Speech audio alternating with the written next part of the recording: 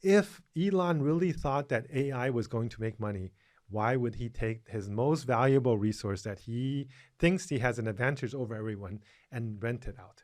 Because a few $1 billion to him is nothing if you can make trillions of dollars in revenue. The fact that he's even right now spending the time to make these kind of deals means that he does not believe that AI will bring him the money to justify his IPO. Today we asked, will AI labs really make trillions? And we are talking about SpaceX, the IPO. Is it the next super boom, or will it be the next warning sign? And does AI know when it is wrong? And at least we are talking about the Pope, and the Pope is warning the world about AI. And welcome to the Big Bang Tech Report. Welcome, Alvin, Wang, Graylin, directly from Seattle here in Berlin. Yes, well, yeah, it's great to be face-to-face. This is our first in-person show, so hope you guys enjoy it. I hope too. So, Alvin, Silicon Valley treats AGI as the next jackpot, the super jackpot. Yes. And it's the biggest one in history. And you say it is not true. It is, what is it? It is, for you, is a mirage. Why? Yeah, so I actually just released a new paper about a week ago called the AGI Windfall Mirage. And I wanted to help people understand, people who are not in the AI industry, understand the mindsets of the AI lab leaders. And there's this perception out there that whoever gets to AGI first as a lab will have the technology to capture and replace the global white-collar worker wage pool, which is about $20 to $30 trillion. So this is why everybody's racing to spend hundreds of billions or $1 trillion to create that advantage, because they think that it will create that big jackpot. And soon we will have the SpaceX IPO coming this week. And if you look at the S1 filings, which is the document that it goes when it goes public, it describes the biggest portion of its future revenues, $22 trillion expected from what they call enterprise software. And enterprise software market today is around $5 trillion globally, which means that there's another 17 trillion. And what they really mean is that we will be able to replace enterprise office workers with this software. And I think that's a very misguided goal. But first of all, to understand, you are talking about AGI. We are not there with AGI. We are going to this next level, right? Yes, that's right. I don't think we have AGI today, but what is it, AGI? Explain it to our audience. Yeah, so AGI, there's unfortunately different definitions. I'll give you kind of three different interpretations. One is technology that will be able to replace existing office workers. Right, cognitive workers, whether accountants or secretaries or software programmers. It can plan and execute. It can plan and it can do execution work. That's digital work. Yeah. Okay. And then there's the embodied AI. People think if it's not physical, if it can't touch something, then it's not AGI, because live things have to be physical. Now, there's a third set of people who says AGI is when they have consciousness and feelings and understanding of itself. But my personal feeling is that the first definition is already enough. We don't necessarily need the second or third for there to be AGI. And right now, if you look at humans in general, our biggest advantage over animals and machines used to be our cognitive capabilities. Yeah. And if it can do that, then in developed countries, 60% of the workforce is white-collar cognitive workers. So AGI is more or less it can work. It can execute.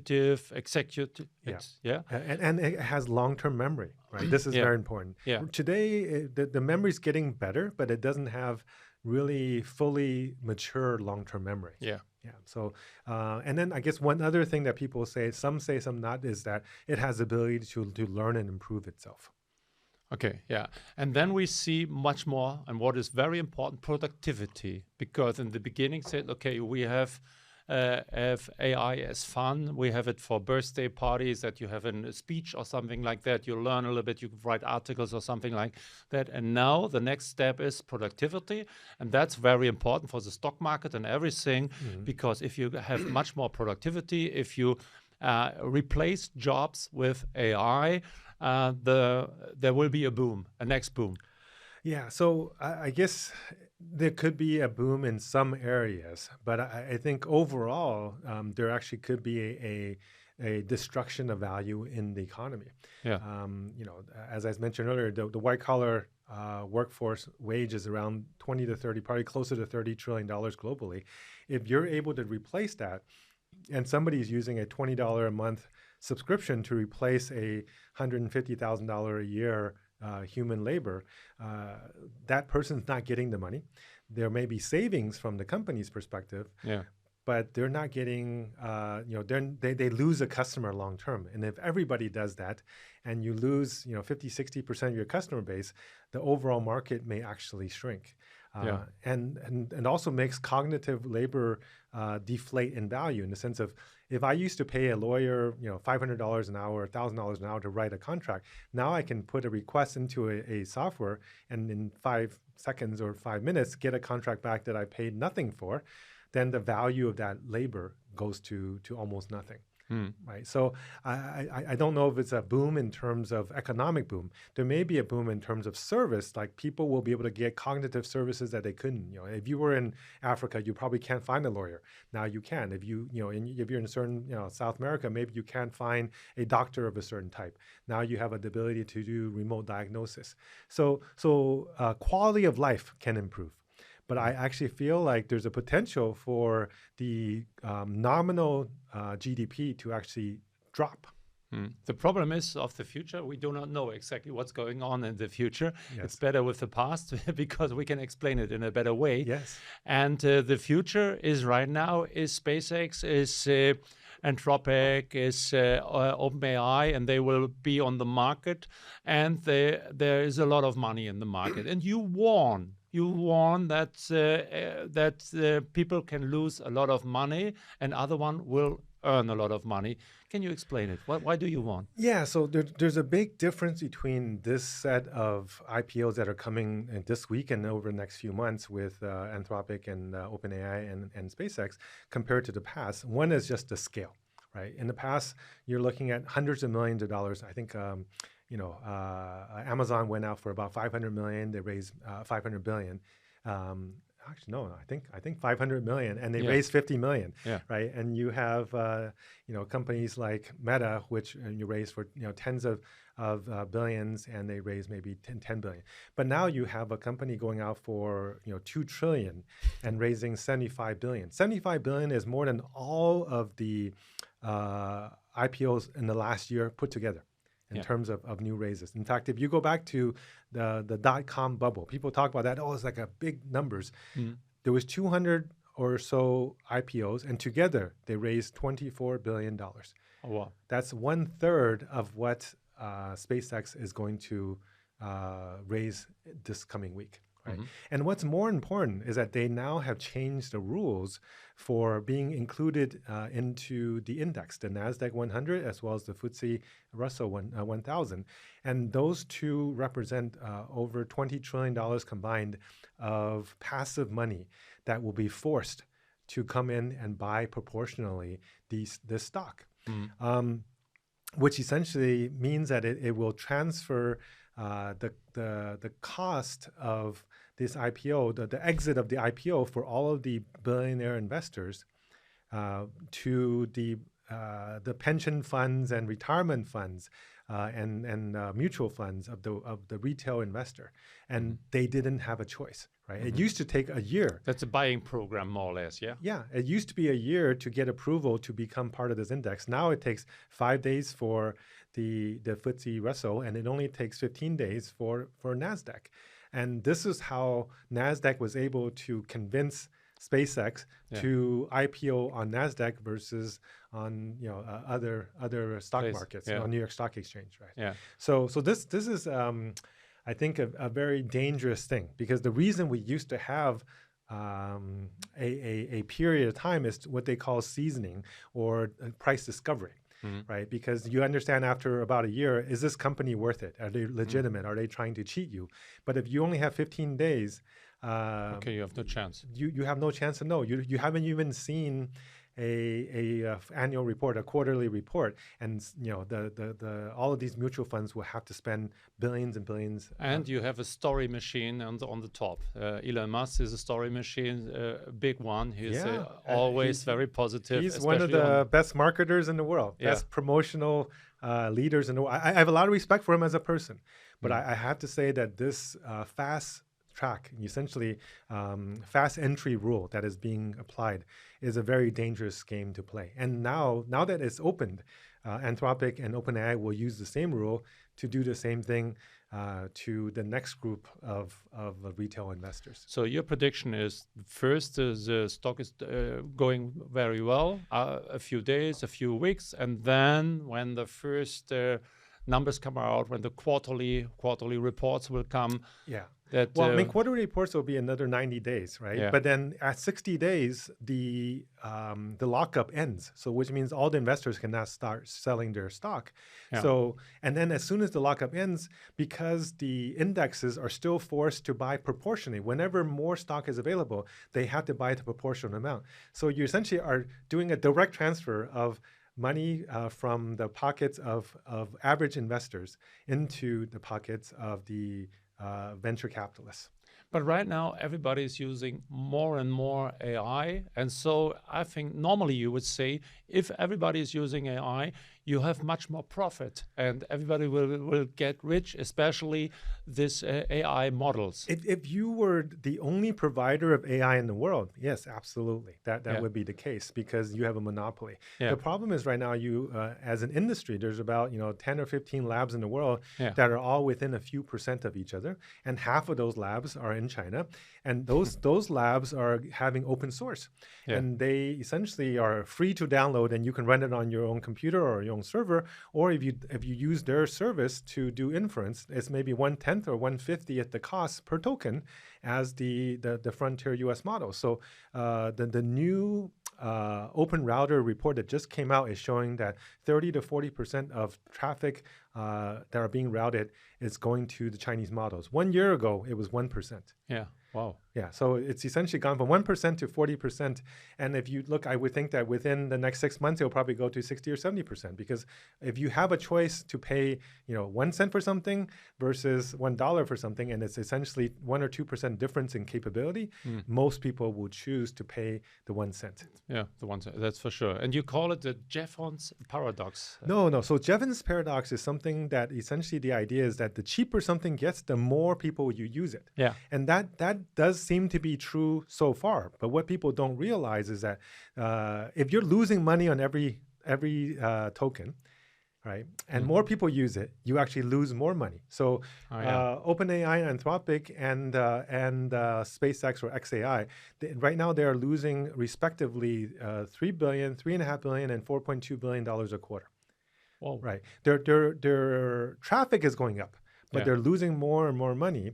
And this does not even include the true cost because they are doing all this capital expenditure that they're amortizing over 4 or 5 years.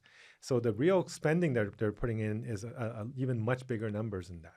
So for you, they are not IPO ready. Well, it's not even me. If you look at Sarah Fryer, who is the CFO for OpenAI, she publicly said that she does not think OpenAI is ready to go public because financially they are not in that position. But Sam Altman pushed her to go IPO. And then she was in an interview. She said, my job is to create the maximum optionality for the company. So I'll do what I am supposed to do. But she does not. She publicly said she does not believe that the company is ready to go public. And if you put these machines, these engines into a body, you have embodied AI. And this is the next big market, isn't it? Yeah. I think robotics and the integration of robotics with AI is definitely a big market. I don't know if it's going to come as quickly as some people predict because Elon's been talking about it for about probably 3-4 years, and he's saying that they're going to a few years sell 1 billion robots a year. I think it's a little bit optimistic, but he's been known to be optimistic about certain things, but it's long run. I believe he's right. I don't think it's going to come as quickly as he says it is. You just came back from China. Yes, so I was very impressed. And you went and visited some robot companies. And maybe you can tell me what you think. I was really, really impressed because I've seen informally times I used to box a little bit, doing some exercise, and then I see some robots boxing. And the astonishing thing is 3 years, 4 years ago, you pushed them and they fall down and couldn't get up. And now they are in a second, less than a second, they are getting up and they fight again. Yes. And I was really astonished what's going on. And then I've met your friend there. And he's the CEO of Unitree. Yes. And they are already building thousands of these robots. And they are in mass production. And they have to do it because they have so much competitors in other regions there. Galileo and other things. I have never thought that they are already producing it. And then I found somebody, and they are producing hands. And he told me that they have gotten a case study from Europe, from I think Hermes or something like that, that they have to touch the product with the hand and can say that's fake or that's real. And normally I would say my hand is the best and I can touch it and I can feel it. But it's not like that. They are doing a great job. Yeah. I mean, there's over 100 robotics companies, humanoid robotics company in China. And in some ways, I feel like there's a glut. It's the problem with China is because it's so big. Whenever there's a hot topic, everybody rush in to do it. Yeah. Right? So I think in another 3 or 4 years, there will probably be 5 left. Yeah. Right. So a lot of these companies will not survive, but because there's so many, the competition creates innovation. It speeds up innovation. So this is actually why I think, America may not be as far ahead as they think they are, particularly in the physical side. And even today, the American robots, 80-90% of them depend on Chinese parts, Chinese actuators to operate. Yeah. Right. So, and if you look at, the Unitree, their new, I think R1 robot is only $5,000 or $6,000, and it's maybe 4 foot tall. It's a little shorter robot, but for some use cases, that's already pretty good. You look at the U.S. robotics, the Boston Robotics models. Yeah. Those are Korean from Hyundai, right? Well, now. it's actually it's a Korean company. Hyundai bought the American company, but they cost $100,000 to $200,000. Yeah. Right? So it's such a big difference. Multiple X. I went to their factory a few months ago, and it's impressive. And one prediction touched me a lot from the CEO, and that was in 3 years. In 3 years, you can buy such an humanoid robot, and you can tell him what to do, and then 80% he will do it. Yeah. Not 100. He will not fix my bike or something like that because it's very difficult. Yes. But 80% of the other things, I give him an order, and he will do it. Yeah. I believe that's possible. And the one good thing about robots is that once one of them learns something, then they can just download it and they have a new skill. Yeah. Right. This is very different than humans. Humans, everyone has to be trained individually. And you know that people when I'm telling it, people are scared. When I'm telling, I'm coming back from China. What have you seen there? And they are scared. And then people say, we have to stop it. We have to do something. And you say, okay, there is a possibility. You call it the 3.5 rule. What is that? Yeah, so there was research that came out in 2013 from Erica Chenoweth, who is a researcher about social sciences. And she went back and looked at the last 120 years. There was over 300 mass protests. And whenever there was more than 3.5% of the population participate and activated, there was essentially a change in the regime or a positive decision. And these were all nonviolent protests. In fact, the nonviolent protest was overall twice as effective as the violent protests. So I'm not advocating for violence, but I think if people have concerns about the speed of progress of this technology, the social impact of this technology, they need to voice themselves. And there is an opportunity to make a difference. But I don't think it's about technology is bad. That's not really what I'm saying. But I think it's the how are humans applying this technology? How are they doing it in a way that preserves the dignity of the people? How are they doing it so that it actually gives value to the average person, to humanity, versus giving the value to a few individual owners of machines or the AI? Yeah. That's what I think we need to start thinking about. How do we regulate in a way that that brings this technology and turns it into a global public good versus turning it into a weapon or turning it into a tool for wealth? Well, there is some protests, some protests Yes. in the streets, in the universities, and there is one who is very famous. It is the Pope. Ah, Yeah, and he says AI must be disarmed. Yes, And yes. what does that mean? yeah. So I actually I read his encyclical. It's Yeah. very long. I think it's 45,000 words or something like that. All right. And I actually was impressed for somebody coming from the clerical space, for him to write about technology and to write it so eloquently. I was very impressed by it, and I generally agreed with what he's saying in terms of his main meaning is that this technology is useful, but we have to use it in the benefit of humans, and it is not a replacement for humans, and it will not be a independent being. So this is why it's a little bit controversial, because that same day he brought in Anthropic to also speak at the same event. And Anthropic's perspective on AI is that AI will become an independent conscious being, and they are birthing the next species of living animal or living being, right? So they actually have on that area, they have a very different view, but they came together about the safe usage of AI for positive value to humanity. So we have protests, we have people who are very scared about it. And here in Germany, we have a new book from Katharina Zweig. Yeah. And she says, does AI know that it knows nothing? And so it addressed to the people, said, okay, AI is not so, it's basic. It's nothing you have to be scared of. What do you think about her title? Yeah, I mean, I think, I respect her as an author, and she, I know, has a computer science background, but she comes from an algorithmic area, just more the symbolic side of computer science, which is saying I make the rules, I execute the rules, right? So it's algorithm-based AI that she's familiar with. But what's happened over the last 10 years is really more the connectionist theory of AI, of essentially training and having it learn versus telling it specific rules. And if it's a rule-based system, I agree with her that it's executing based on a rule. It doesn't understand. But if it's a learning system, to be honest, nobody right now knows whether or not there is some level of a underlying understanding or appreciation or thought pattern underneath it.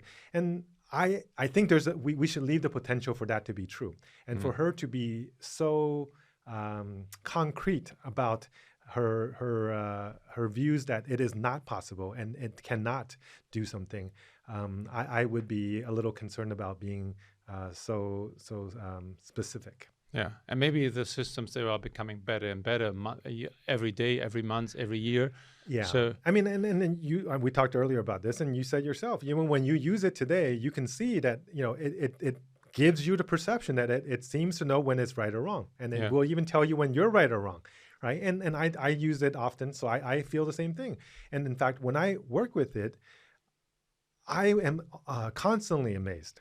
In terms of when I give it, 5 or 6 different reports to say, find, the commonalities between this, where are these reports missing things, and for it to be able to pick out specific points out of hundreds of pages.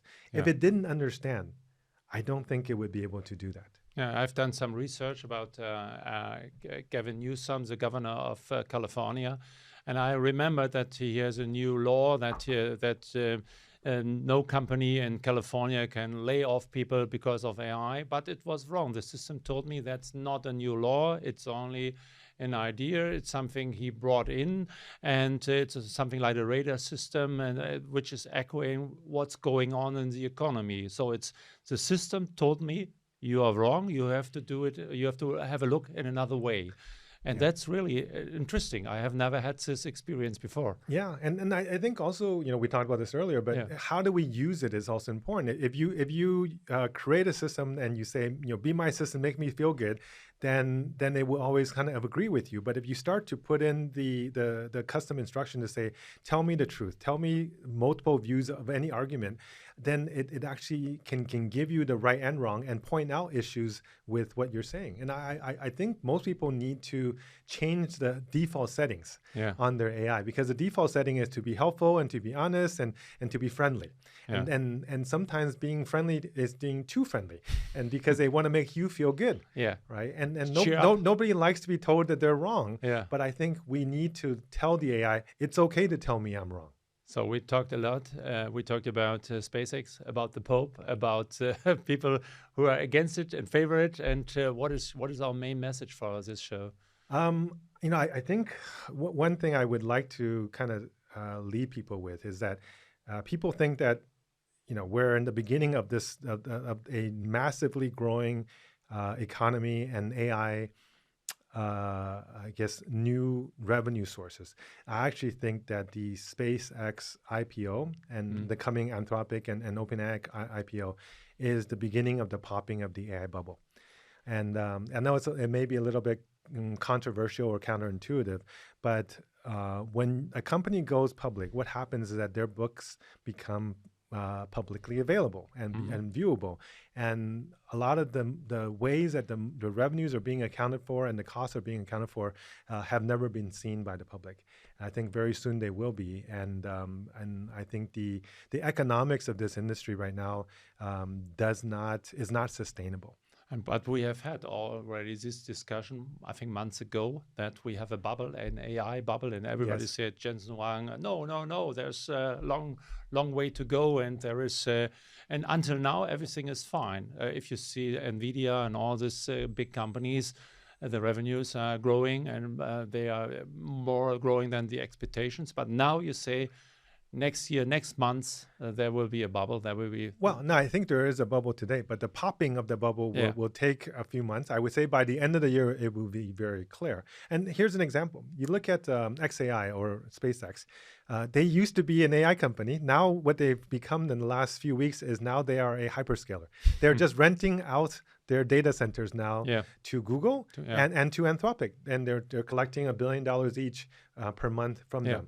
So essentially, all they did was they built this data center and they're renting it out. If Elon really thought that AI was going to make money, why would he take his most valuable resource that he thinks he has an advantage over everyone and rent it out? Because a few $1 billion to him is nothing if you can make trillions of dollars in revenue. The fact that he's even right now spending the time to make these kind of deals means that he does not believe that AI will bring him the money to justify his IPO. There are interesting times, very interesting times, and we will catch up with everything. We will ask a lot of questions. You give us wonderful or interesting answers, and our show is over. And we need to celebrate this first time of being face-to-face and on a show. But we will be back again here in September. Yeah, we will be back at the Big Bang AI Festival. And we have just met some people from the government and told them what's going on in the world. And we have wonderful discussions here right now. And with our people who are watching us, please send us some emails, ask us any question, because now it's getting more and more interesting, especially for us working as a journalist, to see what's going on right now. It's really, wow. We are in the most interesting times ever. We are the most interesting time, and also the most important time that we have to take action. We cannot just let the future play out by itself. Right. Yeah. So, we talked earlier about the 3.5% rule. It is time for the people to exercise that 3.5% so that we get the future that we deserve. To stand up, to say something, and to be clear, to know what's going on, and not guided by fear, not guided by anything else, only by information, and to be aware of it. Because we have very positive times, very positive developments. And, well, it's dual use. There are negative developments too. Yeah, and I think the governments are actually starting to wake up and they want to do the right thing, but they don't know what to do. Yeah. So we have to give them guidance. Alvin, thank you very much. Thank you for being here. This was the Big Bang Tech Report, and we see each other in a few days. Yes, thank you, Thank Jens. you. Bye-bye. Bye-bye.